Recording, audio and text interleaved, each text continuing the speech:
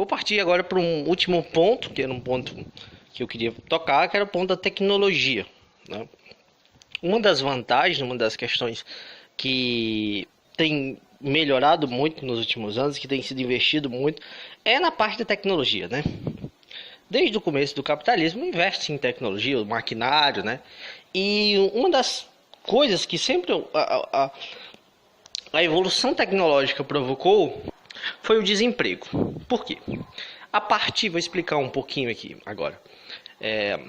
A partir do momento que há a divisão do trabalho, né, há uma simplificação desse trabalho, né? Cada vez o trabalho torna-se mais simplificado. Se antes um operário, um artesão, ele fazia, né, antes do operário, antes das máquinas, do maquinário, antes das indústrias como conhecemos, existiam só os artesãos, né? E eles faziam de tudo. Se eles fossem fazer um sapato, se eles fossem fazer uma cadeira, eles faziam sozinhos, né? Aí na metade do século XVIII começaram a aparecer as máquinas de tear mecânicas, por exemplo, que conseguiam substituir parte do trabalho humano, né? E também havia a questão da divisão do trabalho, né? Cada trabalhador dividia em pequenas tarefas. Quando se fez isso, eles notaram que podiam fazer máquinas que desempenhassem algumas dessas funções, porque essas funções estavam simplificadas. Uma máquina, ela não poderia, até hoje dificilmente pode, né, fazer todo o processo todo. Uma máquina fazia todo um processo desse de montagem, uma sozinha, mas várias delas desempenhando cada uma pequena tarefa, pode, porque elas são programadas para desempenhar uma tarefa específica. Então, a especialização do trabalho, essa simplificação, essa divisão do trabalho, ela acaba também por gerar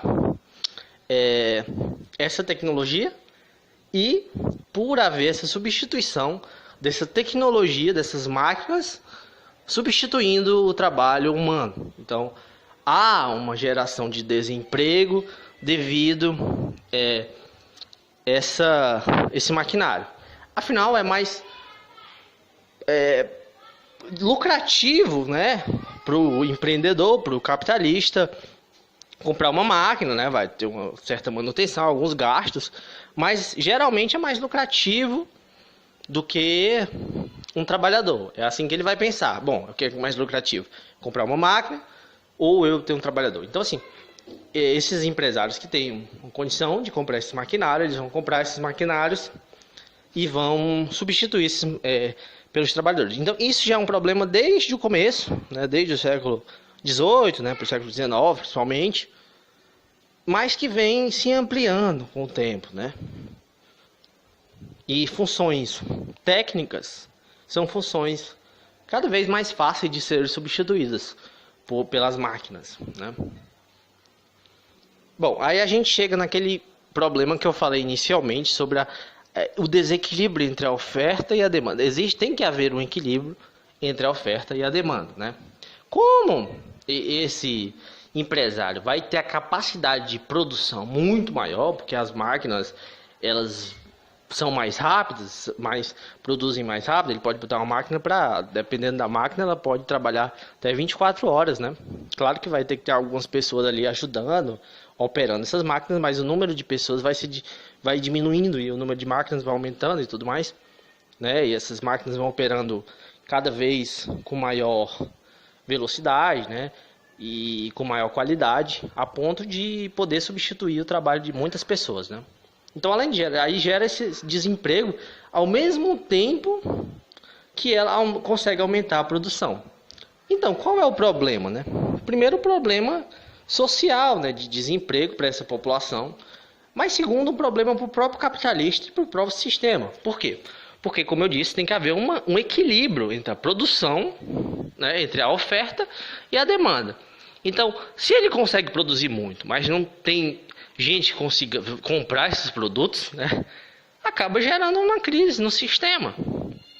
né, por esse desequilíbrio entre a oferta e a demanda. É por isso que em muitos países é defendida a ideia de uma renda mínima. O que seria uma renda mínima?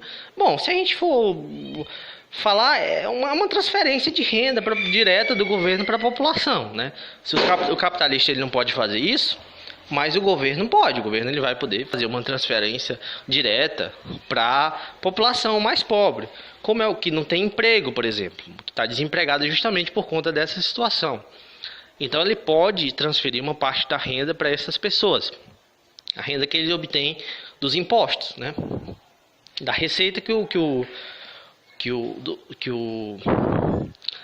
governo consegue, né? Desses impostos ele pode transferir parte dele, uma pequena parte, para as pessoas que estão numa condição social pequena. E isso vai ser bom para o sistema em geral, porque essas pessoas vão consumir esses produtos que os capitalistas, que os empresários, né, os empreendedores produzem. Então, há uma vantagem, há uma circulação de renda, e isso tudo é bom, tanto para essas pessoas que recebem esse dinheiro, como para os capitalistas que produzem esse dinheiro. Então, assim, programas como Bolsa Família, e entre outros, não são bons apenas do ponto de vista social, também são bons do ponto de vista econômico, né? Como eu falei, porque nessa sociedade tem muito desemprego ainda. Se não tivesse desemprego, talvez não fosse necessário mesmo, porque as pessoas teriam condições de comprar todos esses produtos que são produzidos. Mas a partir do momento que as pessoas não podem comprar todos esses produtos, é necessário que haja essa transferência de renda para que as pessoas consigam consumir. Então, esse tipo de projeto é debatido em grandes países europeus, não é uma ideia absurda, não. É uma ideia, na verdade, bem inovadora, uma ideia que tem muito a ver com essa questão que eu falei aqui da tecnologia também, desse aumento de produção, né? Mas, como eu falei anteriormente, é necessário também a gente pensar no planeta e pensar nessa questão da produção. Então, ao invés de a gente produzir com uma ideia da obsolescência programada, de fazer produtos que durem pouco tempo, que haja esse consumo rápido e tal, por questões ambientais, né, e por questões também, né, de recursos limitados do planeta, né, então é necessário que haja um planejamento ainda maior, né, que vá além dessa questão social, que vá nesse lado dos recursos do planeta. Então, assim, é necessário que haja um replanejamento desse sistema capitalista que está em crise, né? Então, é necessário que haja um debate sério em relação a essas coisas, não só no Brasil, como em todo o mundo, né? Porque, do contrário, os efeitos poderão ser tão devastadores, né, que as futuras gerações não tenham muito o que fazer. Talvez seja o momento da gente fazer agora. Não podemos esperar muito tempo. Devemos tomar decisões nesses próximos anos para poder resolver esses problemas econômicos, sociais desse sistema. Um abraço a todos.